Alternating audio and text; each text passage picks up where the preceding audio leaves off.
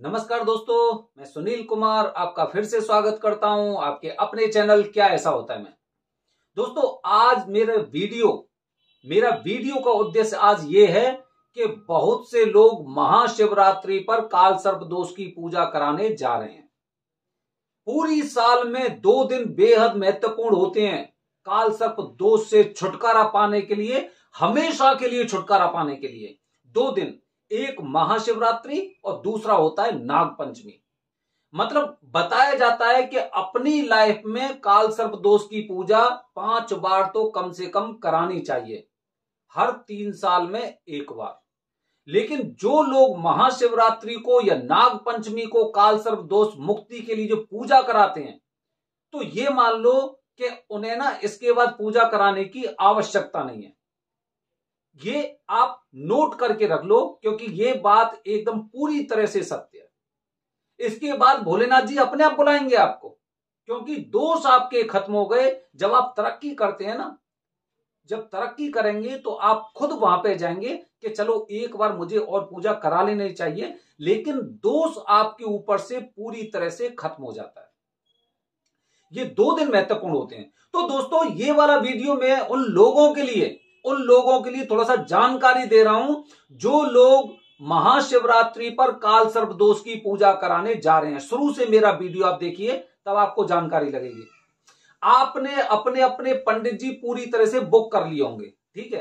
अब आपको जो दक्षिणा की बात है, अगर मैं दक्षिणा की बात करता हूं तो दक्षिणा आपको पहले से ही पंडित जी ने बता दी होगी, जो आपके पंडित और पुरोहित होंगे, ठीक है। उसमें सारी चीजें शामिल रहती हैं, पूजा सामग्री से लेके पंडित जी की दक्षिणा, या फिर जो उनको सेवक होते हैं उनको जो दान दिया जाता है, या कुछ भी हो वो सारा उसमें शामिल होता है। उसके बाद आपसे 1 रुपया नहीं लिया जाता है, ठीक है। दूसरी बात, आपको अपने लिए, अगर आप पुरुष हैं तो आपको अपने लिए 4 कपड़े लेके जाने हैं, अंडरवियर, बनियान, धोती और एक तौलिया।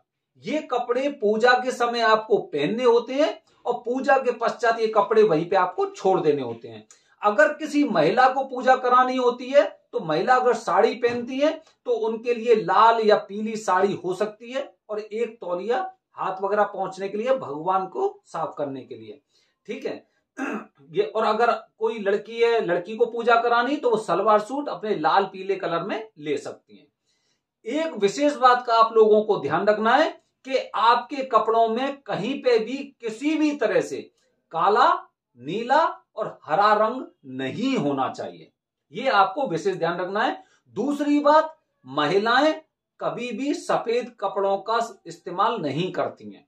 अगर आप सोचें कि भाई लड़कों ने ऐसे पहन रखे तो मैं भी ऐसा पहन लूं, ठीक है, ये बात आपकी हो गई। अच्छा, अब उसके बाद जो मुक्ति का क्षेत्र है वो त्र्यंबकेश्वर है। वरदानी पंडित जी से आप पूजा कराने ही वाले हैं, ठीक है। तो ये तो आपकी चीज हो गई फिक्स। अब इसके बाद जैसे ही आप घर से निकलते हैं तो आपको प्रयास करना है कि घर से अगर आपके घर पर लहसुन प्याज अगर रखे भी हैं तो आप उन्हें खत्म करके जाइए, या फिर अगर आप जा रहे हैं तो आप उन्हें किसी को दे दो या फिर उन्हें फेंक दो। मतलब जाने से पहले भी आपको लहसुन प्याज का सेवन नहीं करना है, नॉन वेज का सेवन नहीं करना है, आपको मांस मदिरा का सेवन नहीं करना है जब भी आप त्र्यंबकेश्वर जाने वाले हैं।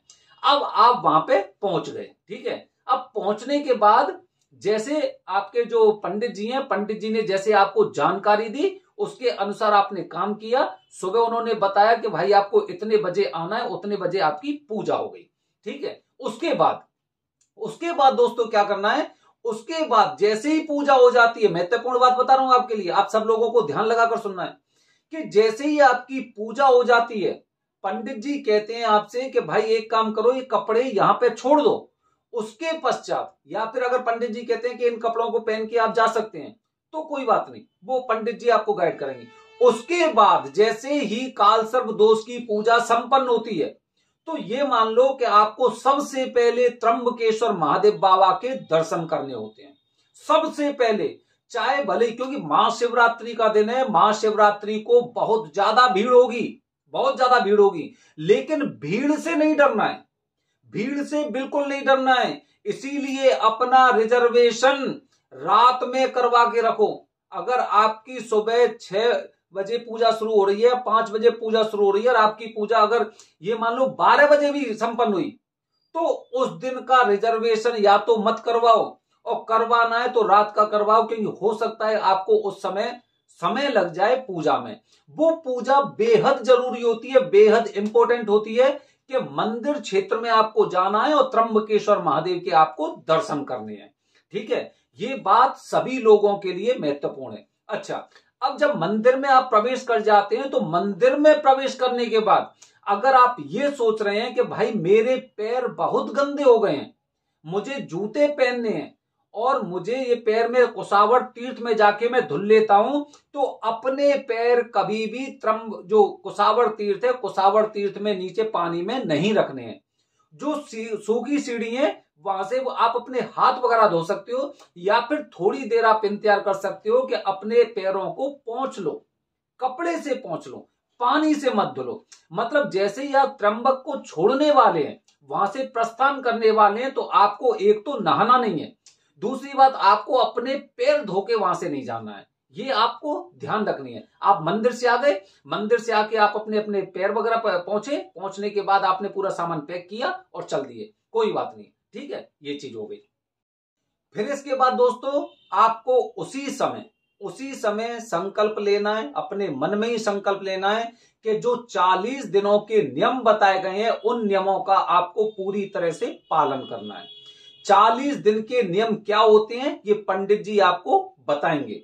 ठीक है, अगर नहीं बता रहे हैं तो आप मेरा वीडियो भी देख सकते हैं, क्योंकि मैंने जो वीडियो में जो जानकारी दी है वो वहां के वरदानी पंडित जी से ही पूछ के ली है। इसीलिए मैं पंडित जी से, आप पंडित जी से ले लेना जानकारी, या फिर जो भी लोग मेरे माध्यम से पूजा कराने जा रहे हैं, पूजा करा के आते हैं, तो जैसे ही पूजा उनकी संपन्न हो जाती है तो आप मुझे व्हाट्सएप मैसेज कर सकते हैं और मैं आपको वो अपना वीडियो मैं आपको भेज दूंगा, जिससे ट्रेन में सफर करते करते आप उस वीडियो को देख सकते हैं, जिससे आपको 40 दिन के नियमों का पालन हो जाएगा।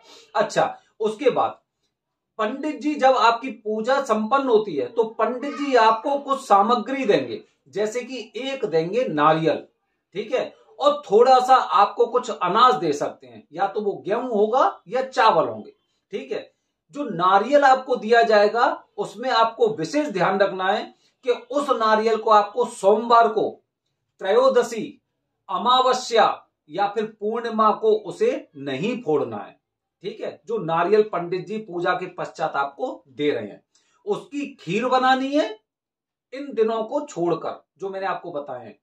कौन सा? सोमवार, त्रयोदशी, पूर्णिमा और अमावस्या, इन दिनों में उस नारियल को नहीं फोड़ना है।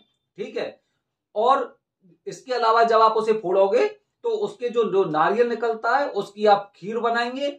उस खीर को केवल आपके परिवार के लोग खाएंगे, आपके भांजे भी नहीं खाने चाहिए, आपकी बुआ के लड़के भी नहीं खाने चाहिए। आप खा सकते हैं, आपके पिताजी खा सकते हैं, माताजी खा सकती है, भाई खा सकते हैं, बच्चे खा सकते हैं, भतीजे खा सकते हैं, भांजे नहीं खा सकते। ठीक है, मतलब अपने परिवार तक ही वो चीज सीमित रहनी चाहिए। और ये बात ध्यान रखनी है कि उसमें से अपने किसी मित्र को भी नहीं खिलाना है। ठीक है, पहली बात। अच्छा, अगली बात, जो अनाज दिया जाता है, अगर वो अनाज दिया जाता है तो आप प्रयास करना कि उस अनाज को थोड़े से गेहूं में पिसवा के रखो, क्योंकि वो जो अनाज है, वो जो आटा बनेगा, वो केवल आपके परिवार को ही खाना है, किसी और को नहीं खाना, ना किसी को उसमें से दान देना है। ठीक है, इसलिए थोड़े से आटे में आप उसे करके रखिए, गेहूं में पिसवाइए, थोड़े से में 4 किलो 5 किलो दे सकते हैं। अच्छा, अगर वो चावल देते हैं तो चावल की आप खीर बनाइए, जो आपके परिवार के लोगों को ही खानी है, बाहर किसी को नहीं देनी है। ये मैंने आपको जानकारी दी है। इसके अलावा और मुझे नहीं लगता कि कुछ ऐसी मुझे जानकारी देनी चाहिए, लेकिन फिर भी मैं आपको अंत में एक जानकारी और दे रहा हूं।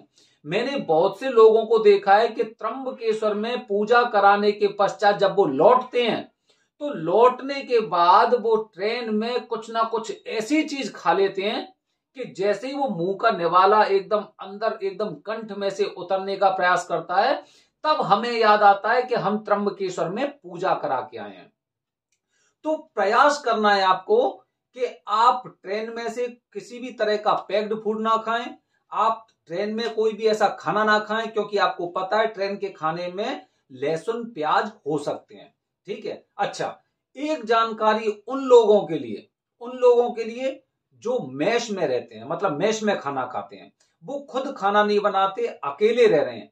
वो लोग अब, क्योंकि वो पूरी तरह से डिपेंडेंट उस खाने पे हैं, वो ना तो घर पे बना सकते हैं क्योंकि बनाना नहीं जानते, या फिर उनके पास सामान नहीं है, या फिर कुछ और वजह हो सकती है। तो जो लोग मेस में खाना खाते हैं वो लोग उस खाने को खा सकते हैं, क्योंकि उन सब चीजों को भगवान भोलेनाथ भी देखते हैं कि भाई ये केवल इसके ऊपर डिपेंडेंट है। तो जो भी खाना अगर आपको वहां से मिल रहा है, मेस में से मिल रहा है या हॉस्टल में मिल रहा है, तो वो उस खाने को खा सकते हैं। लेकिन उसके अलावा बाहर अगर आप जा रहे हैं, अगर आप अपने घर पे जा रहे हैं और आप ये सोचने लगे कि मेस में भी तो खाता हूं तो मैं घर पे भी खा सकता हूं, सो आपको वो काम नहीं करना है। ठीक है। तो ये जानकारी दोस्तों मैं आपको इसलिए दे रहा हूं कि जब हम अपनी पूरी श्रद्धा से, जब हमने त्र्यंबकेश्वर क्षेत्र चुना, उसके बाद हमने वरदानी पंडित जी चुने, उसके बाद हमारी बहुत अच्छी तरीके से पूजा हुई, हम वहां पे दर्शन करके आए। हम अपने तरफ से एक भूल नहीं करना चाहते, इसीलिए मैंने आपको ये स्टेप बाय स्टेप ये जानकारी दी है।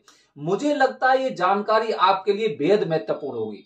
दोस्तों, मेरी आने वाली वीडियो में आपको बताने जा रहा हूं कि जैसे अभी 2-3 दिन से मेरे पास कुछ फोन आने लगे हैं, उन फोन के माध्यम से जब उन्हें पता चलता है कि त्र्यंबकेश्वर में काल सर्प दोष की पूजा होती है, तो पता है वो क्या कहते हैं? सोचिए, अरे इतनी दूर कौन जाएगा, वो तो बहुत दूर है, हमें नहीं करवानी पूजा।